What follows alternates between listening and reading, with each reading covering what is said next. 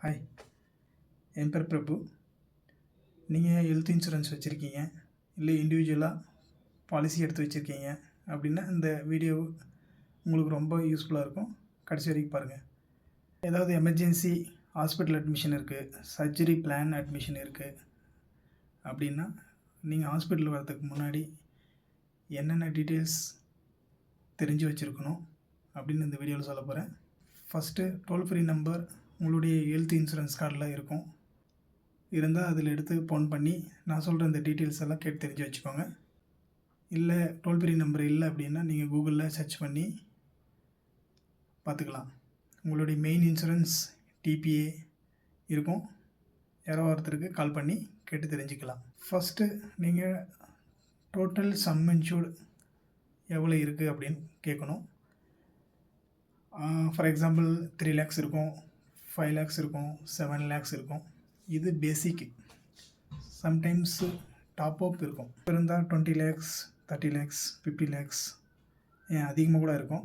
அது நீங்கள் எடுக்கிறத பொறுத்து. அடுத்தது பேர் டே ரூம் எலிஜிபிலிட்டி அப்படின்னா ஒரு நாளைக்கு எவ்வளோ அமௌண்ட்டு உங்களுக்கு எலிஜிபிள் இருக்குது அப்படின்னு தெரிஞ்சுக்கணும். பேசிக் கால்குலேஷன் ஒன்று இருக்குது. நீங்கள் எவ்வளோ பேசிக் சம் இன்சூர்டு வச்சுருக்கீங்களோ அதில் 1%. ஃபார் எக்ஸாம்பிள் 5 lakhsன்னா பேர் டே 5000 எலிஜிபிலிட்டி இருக்குன்னு அர்த்தம். இது ஜாஸ்தியாகவும் இருக்கலாம். அதுக்கு தான் நீங்கள் உங்ககிட்ட கால் பண்ணி கேட்கணும்.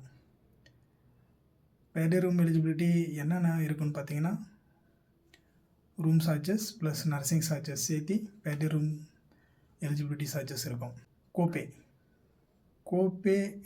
10% இருக்கும், 20% இருக்கும். கோபே என்னென்னா உங்கள் பாலிசியில் அவங்க ஒரு 80% கொடுக்குற மாதிரியும் நீங்கள் ஒரு 20% பே பண்ணுற மாதிரியும் பாலிசி எடுத்திருந்தால் அது மாதிரி கோபே அப்ளிகபிளாக இருக்கும். அடுத்தது என்எம்இ சார்ஜஸ்ன்னு சொல்லுவோம், நான் மெடிக்கல் சார்ஜஸ்.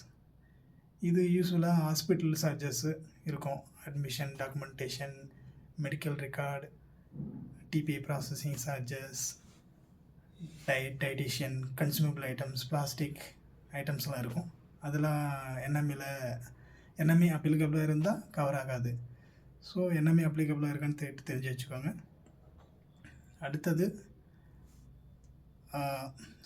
லிமிட். இப்போ ஏதாவது சர்ஜரி பண்ணுறோம் அப்படின்னா அந்த ஸ்பெசிஃபிக் சர்ஜரிக்கு ஏதாவது லிமிட் இருக்கா அப்படின்னு ஃபஸ்ட்டு கேட்டு தெரிஞ்சு வச்சுக்கோங்க.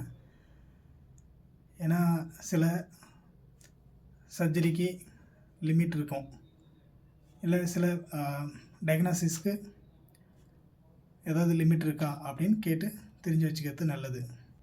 அடுத்தது அட்மிஷனுக்கு என்னென்ன டாக்குமெண்ட்ஸ் வேணும், ப்ரீ ஆத்தரைசேஷன் ரிக்வெஸ்ட் எப்படி அனுப்புவோம், இனிஷியல் அப்ரூவல் எப்படி வரும் அப்படின்றத நெக்ஸ்ட் வீடியோவில் சொல்கிறேன். யாராவது ஹெல்த் இன்சூரன்ஸ் வச்சுருந்தால் அவங்களுக்கு கண்டிப்பாக அனுப்பிச்சுடுங்க. கண்டிப்பாக அவங்களுக்கு யூஸ்ஃபுல்லாக இருக்கும். மறக்காமல் லைக் பண்ணுங்கள், ஷேர் பண்ணுங்கள், சப்ஸ்கிரைப் பண்ணுங்கள். தேங்க்யூ.